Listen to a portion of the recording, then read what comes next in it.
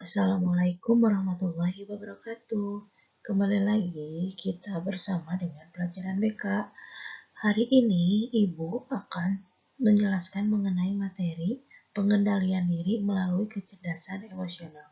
Sebelum kita ke materi, ya, kita ice breaking dulu ya. Ketika saya katakan pagi, yaitu 1 kali tepukan. Ketika saya bilang siang, kalian 2 kali tepukan. Dan ketika saya bilang malam adalah 3 kali tepukan. Oke, bisa? Oke, baik. Sekarang kita masuk pada materi, yaitu mengenai pengenalan diri melalui kecerdasan emosional. Apakah kalian tahu tentang emosi itu apa sih?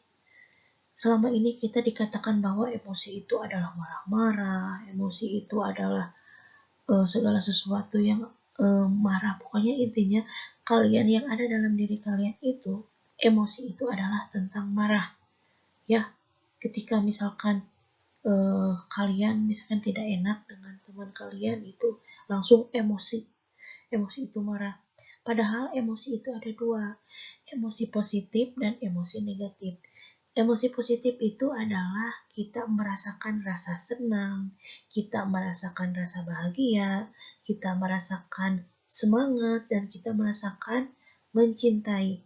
Adapun adalah emosi negatif adalah ada takut, sedih, iri hati, dan marah. Itu adalah jenis-jenis emosi, yaitu adalah emosi positif dan emosi negatif. Lalu apa itu kecerdasan emosi? Menurut Daniel Goleman, kecerdasan emosi adalah kemampuan seseorang untuk mengenali perasaan sendiri dan perasaan orang lain, kemampuan memotivasi diri, dan kemampuan mengelola emosi dengan baik pada diri sendiri atau pada orang lain. Jadi emosi itu bagaimana supaya kita bisa memotivasi diri dan kemampuan, ya. Itu menurut Daniel Goleman. Dan mengelola emosi baik pada diri sendiri atau pada orang lain. Menurut Daniel Goleman, aspek-aspek kemampuannya adalah mengenali emosi diri, mengelola emosi, memotivasi diri, mengenali emosi orang lain, membina hubungan dengan orang lain. Kita harus bisa mengenali emosi diri kita itu sedang apa, sedang misalkan mengalami emosi negatif atau positif. Kita ketika itu harus bisa mengelola emosi, ya.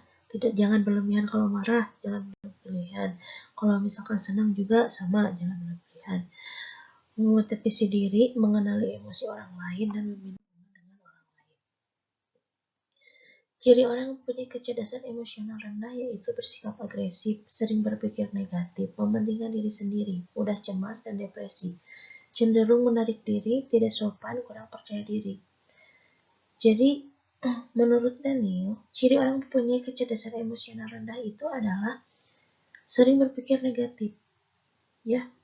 Jadi segala sesuatu itu adalah selalu pikiran negatif, bahwa misalkan saya tidak bisa, saya tidak akan lulus selesai, misalkan seperti itu, saya tidak ada yang menemani, seperti itu. Selanjutnya itu mementingkan diri sendiri dan tidak ada peduli dengan orang lain, mudah cemas dan depresi. Jadi ketika ada masalah dia selalu cemas, ketika misalkan mau melakukan hal sesuatu dia selalu cemas, ya. Dan biasanya emosional yang rendah itu adalah cenderung menarik diri atau orangnya introvert. Introvert itu adalah orangnya tertutup, ya, sehingga menyebabkan kurangnya rasa percaya diri, seperti itu. Adapun ciri yang mempunyai kecerdasan emosional tinggi yaitu adalah tidak emosional, mudah bergaul, tidak mudah takut, bersikap tegas, berkemampuan besar untuk melibatkan diri dengan orang lain, dapat memotivasi diri sendiri, dapat memecahkan masalah. Adapun ketika kita mempunyai kecerdasan emosional tinggi yaitu kita itu mudah bergaul dengan siapapun, mudah adaptasi dengan lingkungan yang baru, tidak mudah takut. Ketika ada sesuatu, ketika atau ada masalah, dia bisa menghadapi masalahnya dengan baik, ya. Berkemampuan besar untuk bisa melibatkan diri dengan orang lain. Berarti ini orangnya adalah ketika kalian mempunyai kecerdasan emosional tinggi, berarti dia itu sifatnya selalu ekstrovert, dia itu selalu bisa terbuka, bisa menerima kritikan orang lain. Ya, selain itu juga kalau misalkan orang yang misal mempunyai kecerdasan emosional tinggi itu adalah dia bisa memotivasi dirinya sendiri, dan ketika ada masalah dia itu bisa dapat memecahkan masalahnya sendiri. Adapun manfaat memiliki kecerdasan emosi yang tinggi adalah memiliki emosi yang stabil, menjadi pribadi yang disenangi banyak orang, memiliki mental yang sehat, memiliki sikap percaya diri dan optimis. Ini adalah manfaat memiliki kecerdasan emosi yang tinggi. Ya, bisa beradaptasi dengan orang lain. Ketika misalkan bertemu dengan orang banyak, dia percaya diri, dia bisa melibatkan dirinya dengan orang lain, dia mempunyai kesehatan mental yang baik. Itu adalah manfaat memiliki kecerdasan emosi yang tinggi. Kemudian apa itu sih yang disebut pengendalian diri? Pengendalian diri adalah kemampuan seorang dalam menahan atau mengendalikan dirinya secara sadar agar tidak menghasilkan perilaku yang merugikan dirinya atau orang lain.